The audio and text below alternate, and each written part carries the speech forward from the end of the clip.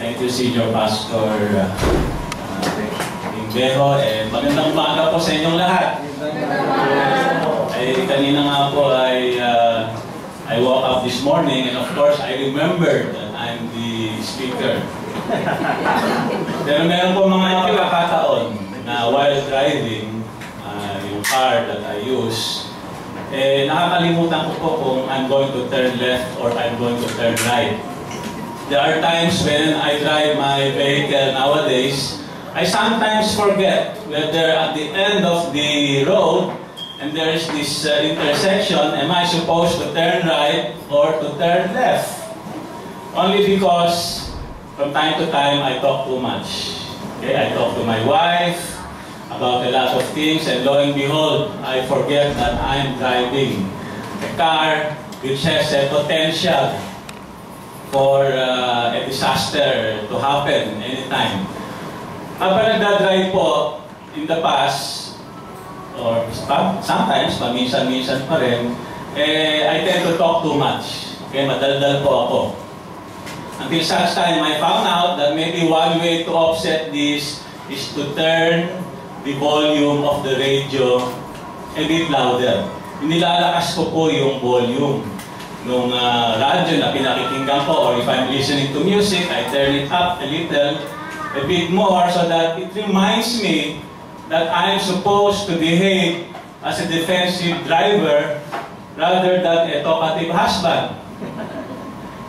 And I'm confessing these things to you because maybe you can help me one of these days if you happen to be a passenger and remind me that I should behave accordingly. Brethren, the Bible tells us in Joshua of a person who was asked to remember maybe 25 times if he happened to be alive during the time of Moses, starting as a young kid. He is supposed to remember the law, the commandments, the decrees of God. Whatever God was telling this man, this person, was to be remembered. And God expects this person to behave properly, accordingly. But then in the end, he found himself confessing for a sin that eventually brought disaster on Israel, even as they were about, or as they were entering the Promised Land. The account that I am talking about is the account of Achan committing sin. Yung title po ng message is Cleansing at A, to indicate that something has to happen to be able to offset this seemingly this behavior that happened, and in spite of all the reminders, in spite of all what was written in the law, in spite of the covenant that God made with Moses and the nation Israel, this man forgot, and this man got something out of this experience, and this is what we're going to read this morning. But before that, let's pray. Our Father in heaven, you deserve our praises and our worship. Father, we ask for your Holy Spirit, that the Holy Spirit may continue to teach us about things that we need to know and apply and be able to share to others. Father, these things do not happen easily because we still commit sin. And so we ask, Father, for your forgiveness. Forgive each one of us for the sins that we have committed in the name of your Son, Jesus Christ. When we confess and we desire forgiveness, Father, you are righteous and you are just to be able to forgive us because of what your Son did for us. He died for us, He lives again, and He gives us authority to be able to do the things that you want us to do today.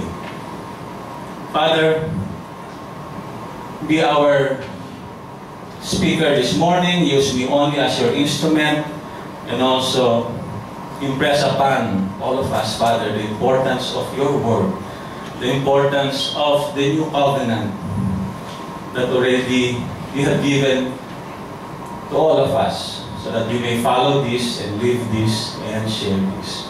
Father, we ask this in Jesus' name, our Lord and Savior. Amen. Basahin po natin yung account dito sa Joshua.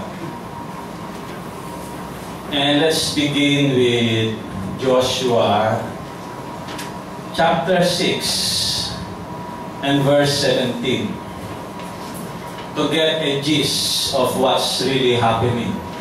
Joshua chapter 6 verse 17 says, "The city and all that is in it are to be devoted to the Lord. Only Rahab the prostitute and all who are with her in her house shall be spared, because she hid the spies we sent, but keep away from the devoted things, so that you will not bring about your own destruction by taking any of them. Otherwise, you will make the camp of Israel liable to destruction and bring trouble on it. All the silver and gold and the articles of bronze and iron are sacred to the Lord and must go into His treasury." Let's jump now to what happened.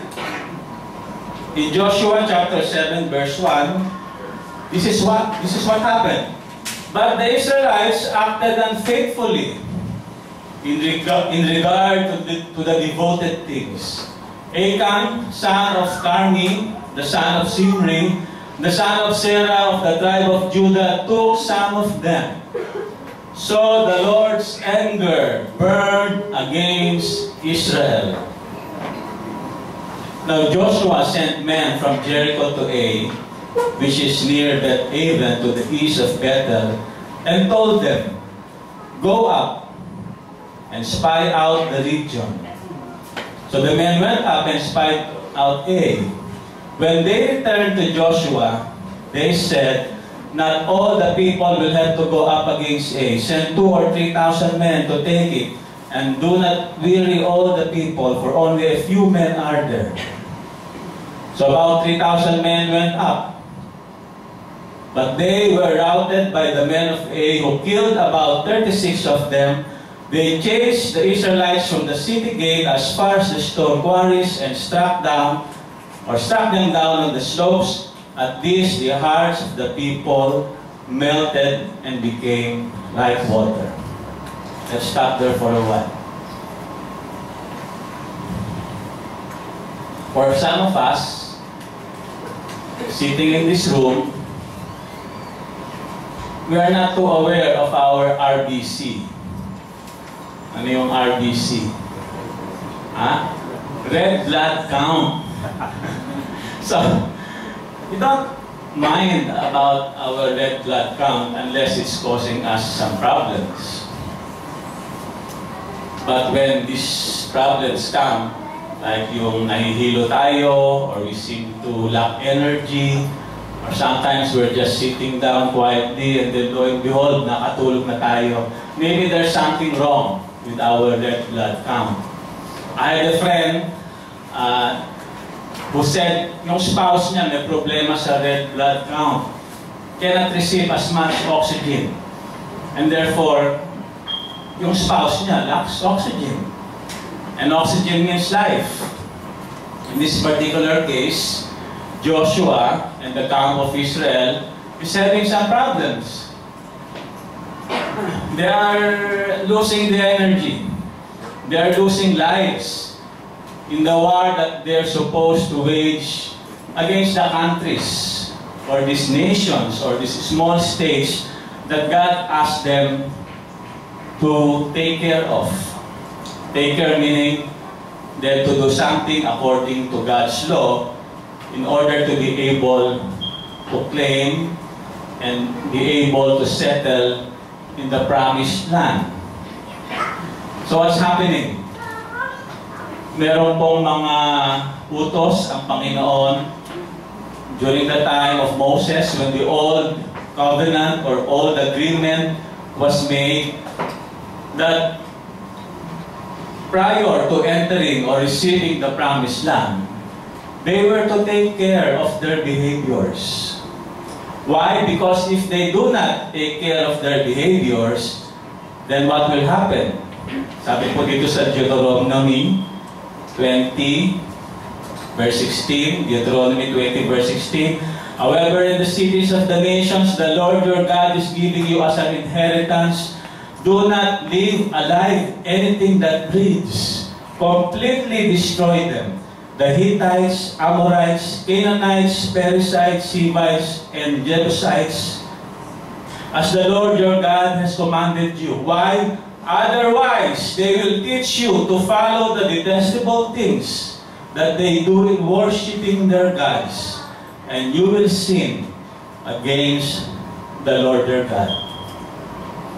So may reason po kung bakit inutos ni God na at this time, when they attack Jericho, they're going to leave nobody alive. Men, women, cattle, sheep, livestock will all be put to death.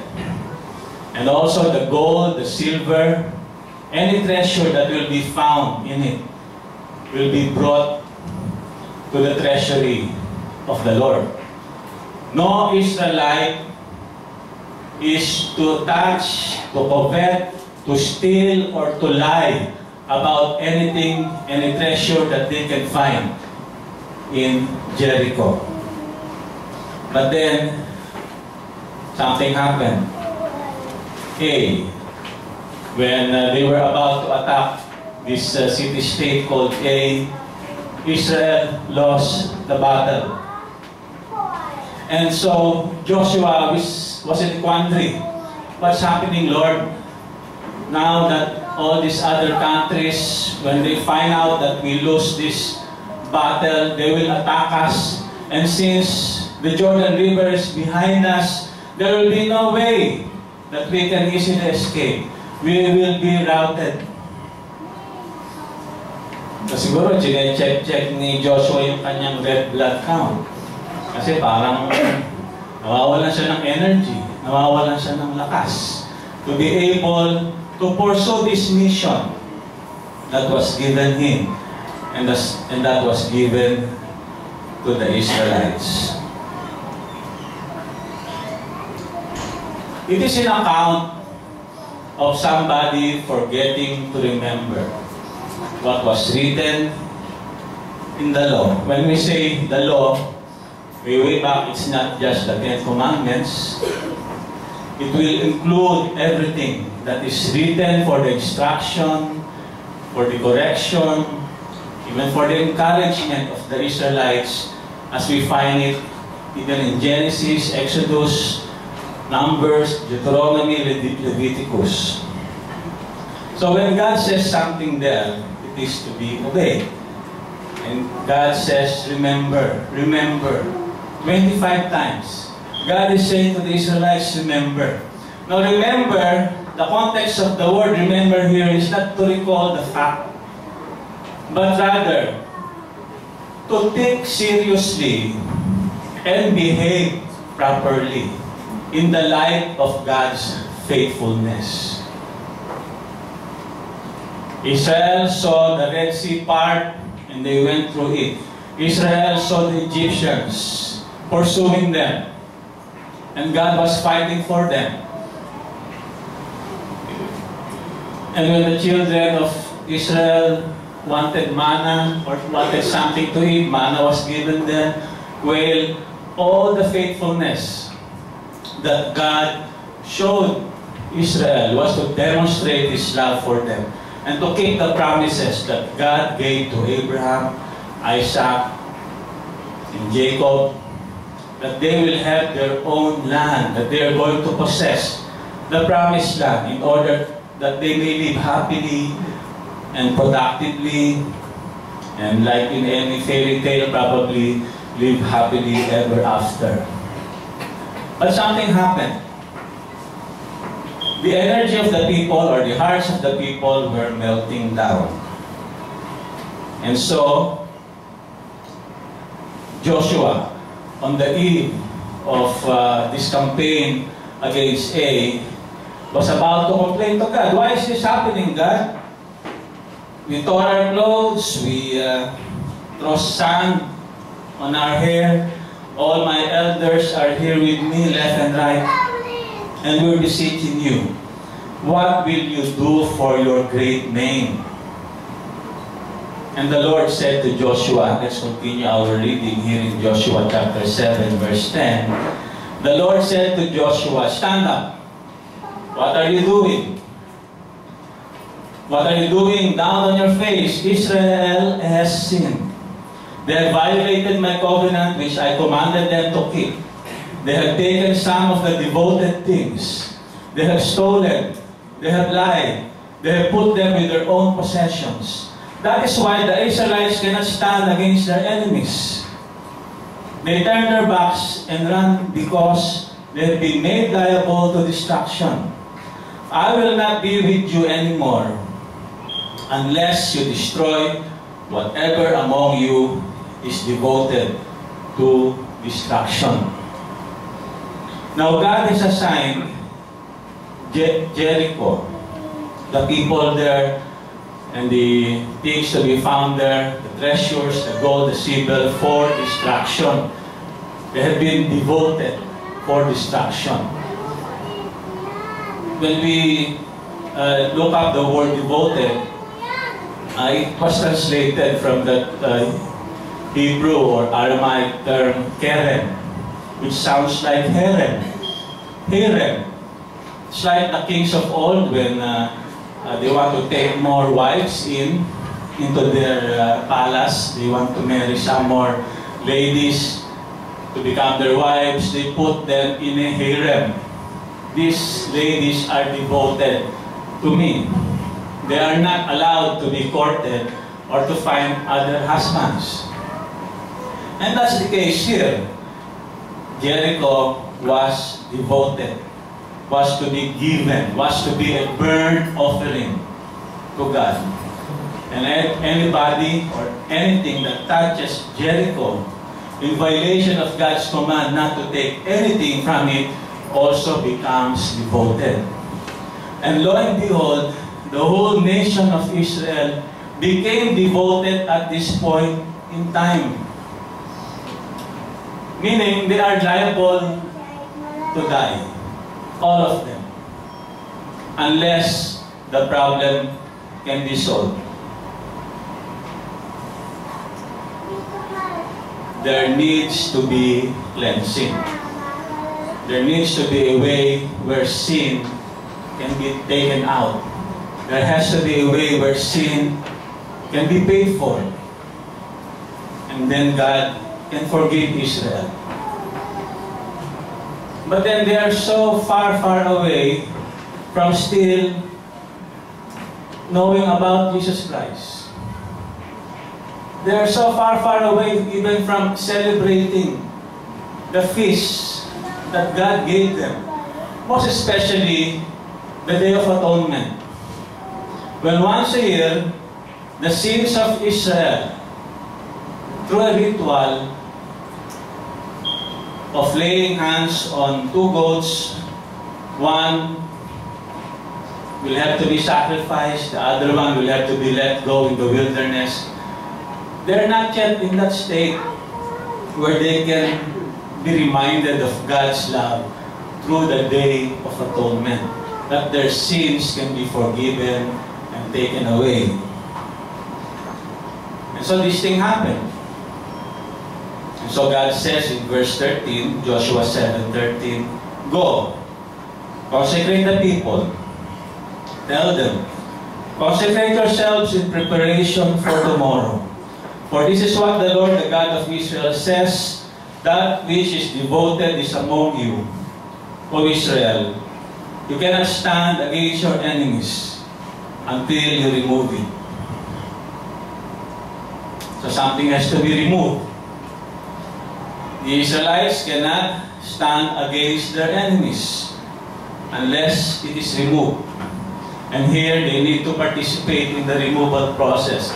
They are to consecrate themselves. Consecrate can be as simple as wash your clothes. Do some ritual of cleansing. And this will symbolize the need to be clean, to be cleansed when we sin. And when Israel sinned, there is a need for cleansing. And so everybody heard the command of Jesus Christ, include of Joshua, towards this act. Now, why did I mention Jesus Christ? It's because the name Joshua means salvation. It is also a name, when you translate it in New Testament terms, means Jesus. So in a way, God was using Joshua to facilitate salvation for Israel, who's now under a curse, who's now condemned to die because they have taken. Okay? Israel as a nation is implicated, even if only one man sinned, namely Achan. It's like all of us have been implicated. Even if only Adam sinned. So something has to be done in order to take away this sin. And even if Achan was only a man, I'm sure he was also afraid. The following morning, as the account reads,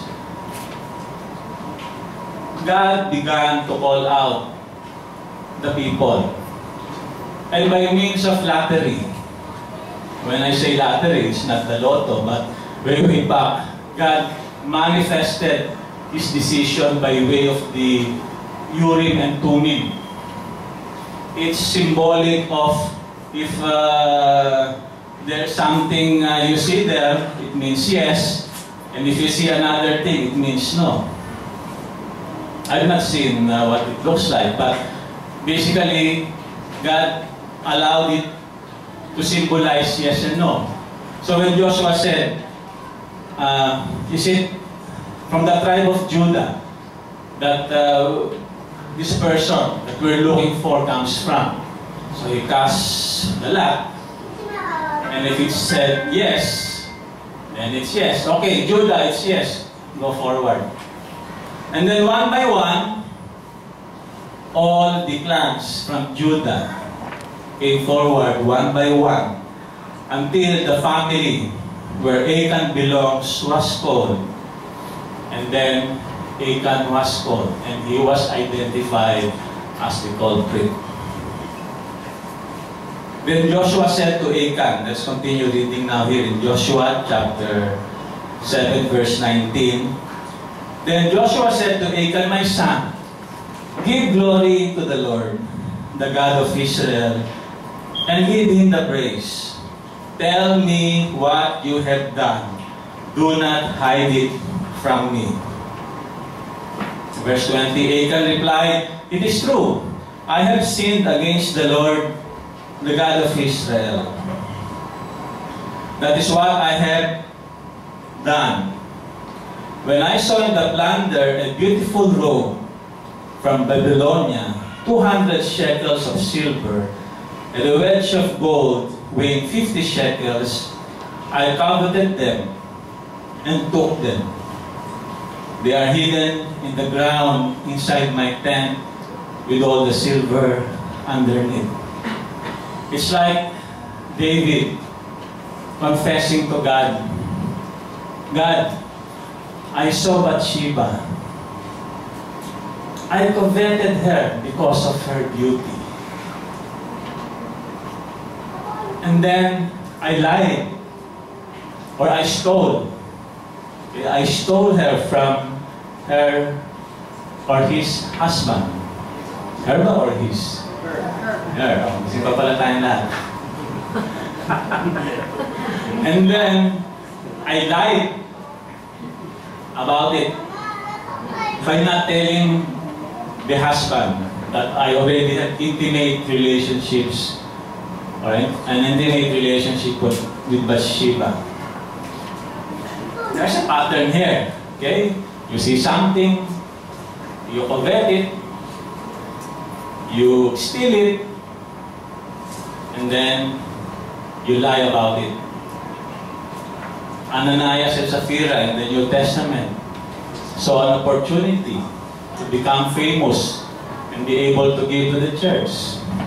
So they coveted that honor, and they stole a portion of what they promised, when in fact, in the first place, it's theirs, and they're allowed to give a portion of it, but then they lied about it, that they're giving everything as far as the sale of the real estate property that they had was concerned. And lo and behold, of course, they were confronted because they have lied to the Holy Spirit. And this is the case here. Now that Achan was found out, the silver and gold under his tent, then the punishment had to come about. Justice had to be meted out.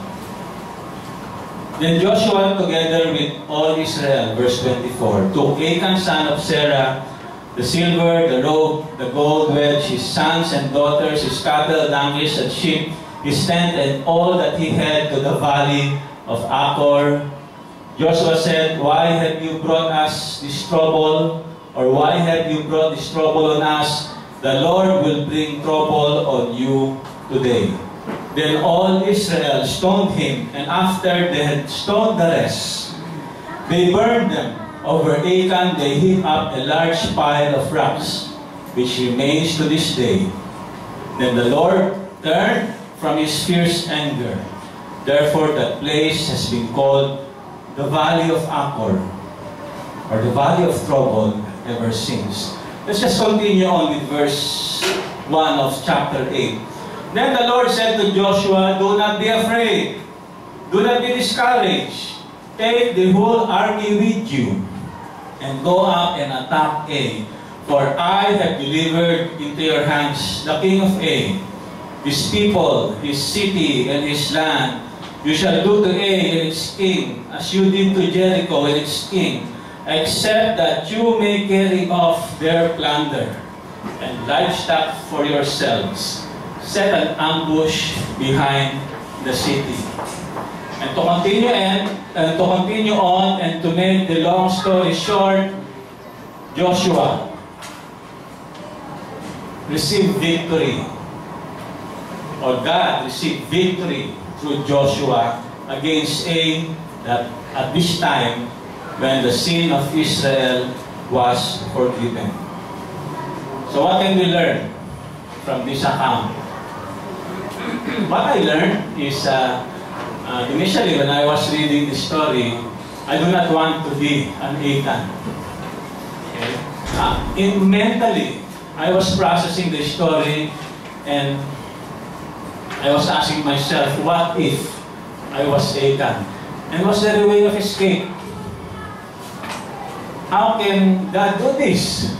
I mean, isn't God supposed to be merciful and graceful?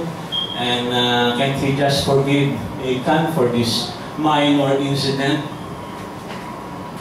But God is teaching us a lesson here, which we need to remember, which we need to incorporate in our behavior, in the light of God's faithfulness. And yes, there's a way of escape.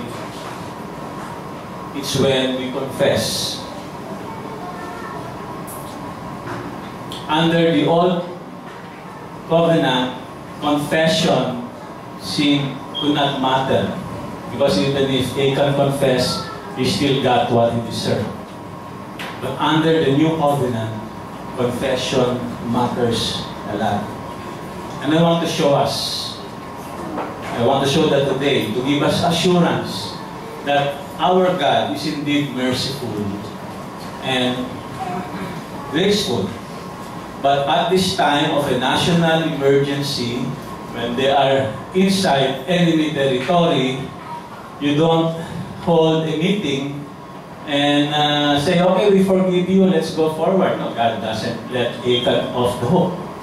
It's like nowadays, in a military situation, when two parties are at war, and you happen to be a soldier, and you decide to desert your army, either you're going to face the firing squad, if you happen to belong to a merciless army, or you're going to be brought into a trial. They're going to court-martial you. Either way, there's some punishment. Because a deserter, okay, helps melt the heart of the soldiers. And the soldiers whose hearts are melted or overcome by fear, will lose. But look at it this way now. What happened is that first, blessings are blocked by sin. Blessings blocked by sin. When Achan sinned, God's blessing upon the nation of Israel was blocked. In our case today, we experience this also. When we feel as if God's blessing has departed us, it's because of maybe some mistake, some error, some sin. In the process, we lose God. We lose our loved ones. We lose possessions. We lose time. We even lose opportunities. A second point that we can gather here is that blessings withheld results in natural consequences. God is not out to get us when we commit sin. Rather, He withholds His presence from us and lets natural things happen naturally. In this case, what happened was God allowed Joshua to forget a pattern that he should have done, so that he should have known that something is already wrong in the camp. Look at it this way: when God withheld the blessing from Israel, at the same time Joshua was not made aware of what's happening in the camp. In Jericho, before they went forward, Joshua consulted God. God, are we going to attack now? And God says, yes, even go around Jericho 7 times. And on the last day, go around it another 7 times. But in this case, Joshua must have been overconfident. Rather than consulting God, he goes ahead and agrees with the spies that, yes, what you are saying seems to be good. We will not bother the whole army attacking A. We will just send a few people, 1,000 or 3,000, and they can take care of it.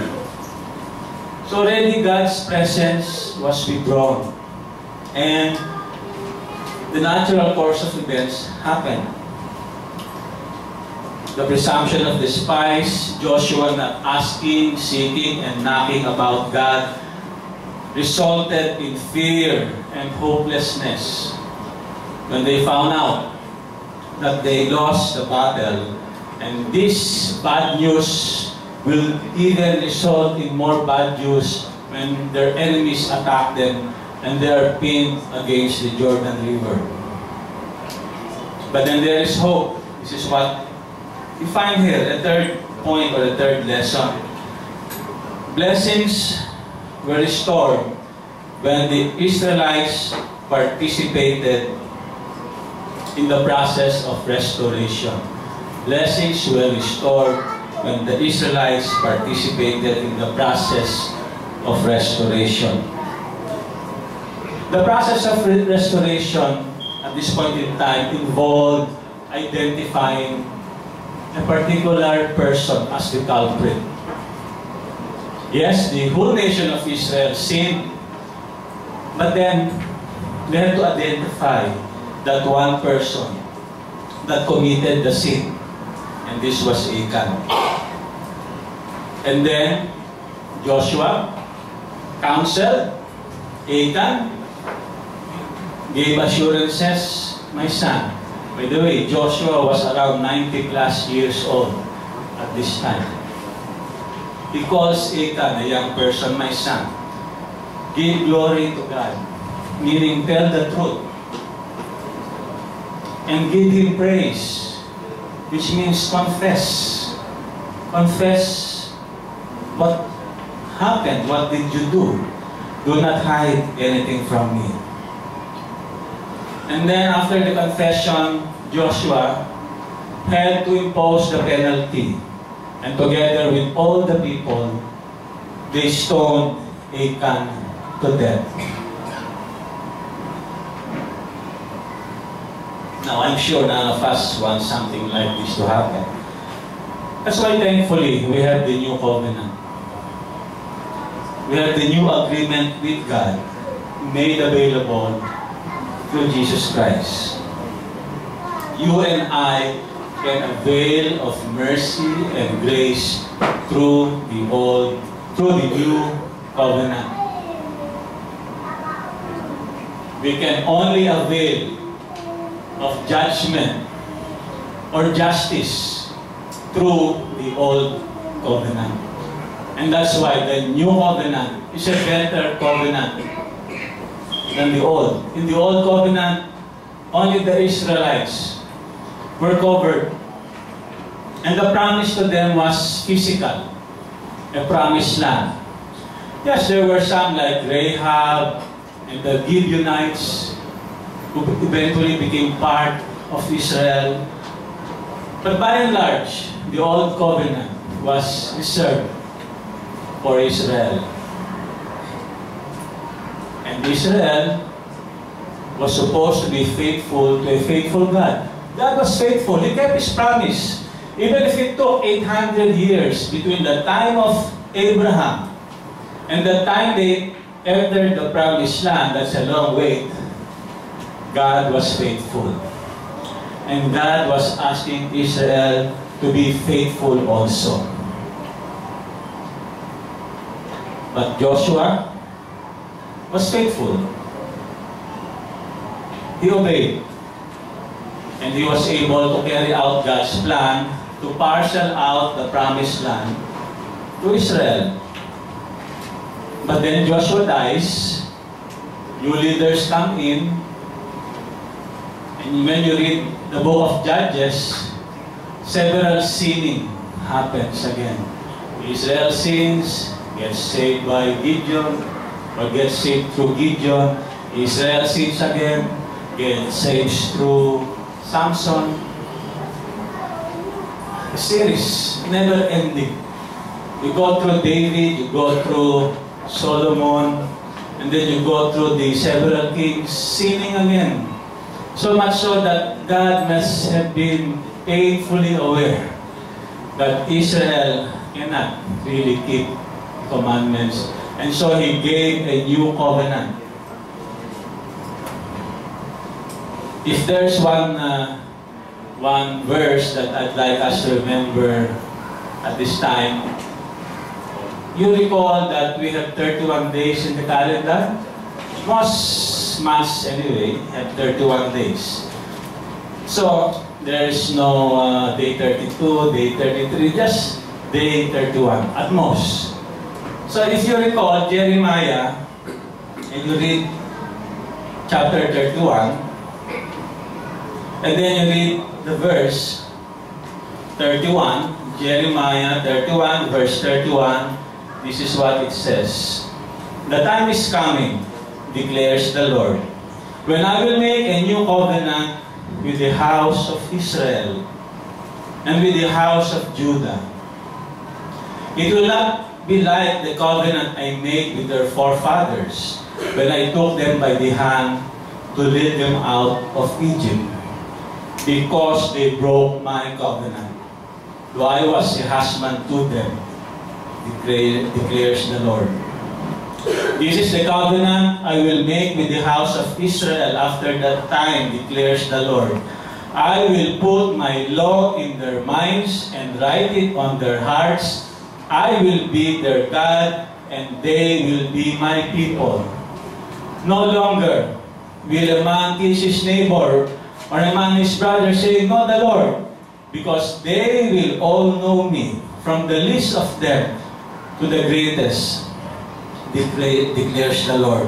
For I will forgive their wickedness, and I will remember their sins no more. This is the good news as far as Jeremiah was concerned. But the good news gets better. When the men in Jerusalem, when they found out that they had crucified their Savior, and they were asking Peter, what are we going to do now? Because their hearts were pricked. All these people coming from all over the world to celebrate the Pentecost. And when they heard the good news being shared in various languages so that they can understand what Peter was telling, they were asking Peter, what are we going to do now that we have committed that sin of killing the only Son of God, the beloved Son of God? And Peter responds by inspiration of the Holy Spirit in Acts chapter 2, verse 38. Or let's read the account. Therefore let all Israel, verse 36. Acts chapter 2, verse 36. Therefore let all Israel be assured of this. God has made this Jesus, whom you crucified, both Lord and Christ. When the people heard this, they were cut to the heart, and said to Peter and the other apostles, brothers, what shall we do? My brothers and sisters, what shall we do when we sin every day? What shall we do when we have not accepted Jesus Christ as Lord and Savior? What shall we do when we fall into temptations again and again? When we break relationships with the spouse, a family member, our spiritual brothers in the church, when we offend people left and right, when parents offend children, when children offend their parents, what are we going to do? I think the answer is here.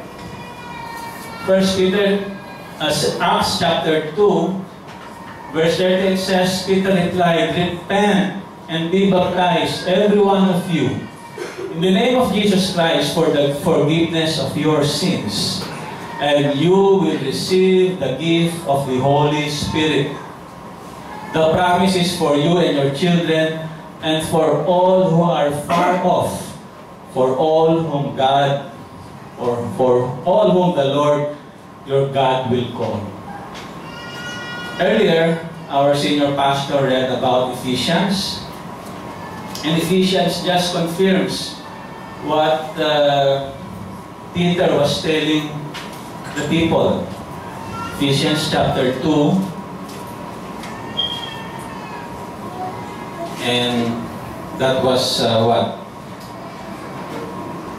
Chapter 2, verse 1. It just confirms where we were apart from Christ. As for you, you were dead in your transgressions and sins. Like Achan, we were already dead spiritually.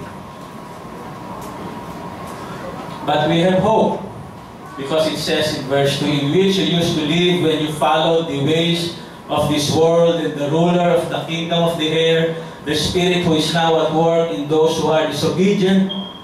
All of us also live among them at one time, gratifying the cravings of our sinful nature and following its desires and thoughts. Like the rest, we were by nature objects of wrath. And this is the hope, this is the good news. Verse 4, but because of His great love for us, God, who is rich in mercy, made us alive with Christ, even when we were dead in transgressions. It is by grace you have been saved. Gusto kong palakpakan yung Panginoon. My heart is clapping inside because nung una, meron judgment. And you know, when judgment comes into the picture, when justice comes in the picture, you did something, you deserve a penalty, a punishment. If it's death, it's death. And then came along mercy. Ito yung experience ni David. Sabi ni David, God, I sinned. I know I deserve to die. I know I deserve to be taken out of your promise to me that you will not obliterate my family like what you did to Saul. David received mercy. Mercy meaning he did not get what he deserved. He deserved to die. He did not get it. Now comes grace. Grace is when you do not deserve something, even if, what?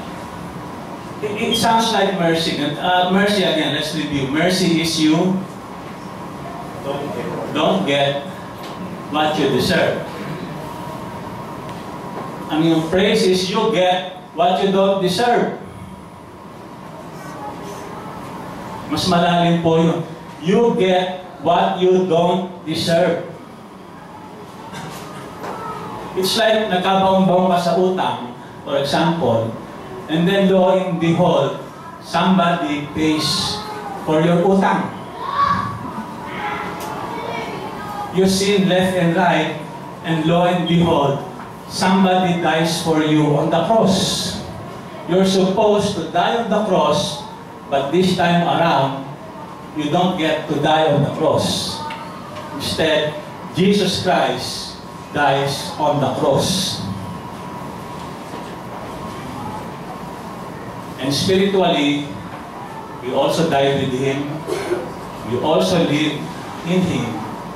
And we are now also given the authority to be able to ward off all these temptations, all these annoying evil voices in our ears. In the name of Jesus Christ, we can resist the enemy, Satan, and be able to find life and be able to find authority. We need cleansing day by day through the blood of Jesus. Why? So we may live a life of blessing. And why? Because we need to live lives with authority. Because all of us who have accepted Jesus Christ as Lord and Savior, now together with Jesus Christ, stays at the right hand of the Father.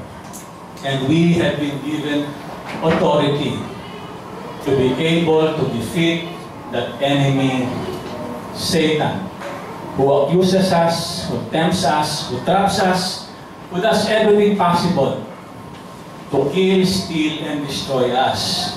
But Jesus Christ says He came that we may have life and have it abundantly. Brethren, let's pray. Our Father in heaven, we praise and worship you. Father, through your new covenant, everything gets restored. Everything gets redeemed. Everything gets forgiven. We may not know how, but we know, Father, that you have been faithful to the Israelites under the old covenant, and how much more will you be faithful under the new covenant that you have provided us through your Son, Jesus Christ. Father, the Israelites, the people that you have called, and now forms part of this big story that illustrates, that teaches us, corrects us, rebukes us, trains us. Father, the Israelites experienced the Day of Atonement as a day of national forgiveness, wherein all their sins, even by ritual, through the Levitical priesthood, can be forgiven. Father, they found salvation at that time because of the Day of Atonement, picturing the day when Jesus Christ will fulfill as a final act, as a final way of saying, no longer will the Day of Atonement be done year in and year out, because I now offer my blood as a final sacrifice to cover all sins from way back past, sins today, and sins that will be committed tomorrow. Father, we commit our lives into our hands. Help us to remember and help us be able to behave properly, accordingly to this great truth that you have given us this morning. And Father, help us to confess our sins again and again, because you promise in 1 John chapter 1 verse 9, if we claim to be without sin, we deceive ourselves and the truth is not in us. But in verse 9, you say, in 1 John chapter 9, verse 9, 1 John chapter 1 verse 9, if we confess our sins, He, meaning you, God, is faithful and just and will forgive us our sins and purify us, cleanse us, even set us free from the burden of sin. You will purify us from all unrighteousness. Father, we claim the blood of Jesus Christ. We claim His life. We claim His authority only because we have accepted Him as our Lord and Savior. Instill in our hearts, Father, the way of participation and leave all the rest to you, Father, as you did fit to see us through today and our tomorrow and our eternity. Thank you, Father. All these things we pray and ask. In Jesus' name, all honor and glory and thanks belong to Him. Ang lahat po ay magsabi ng Amen. Amen. Amen.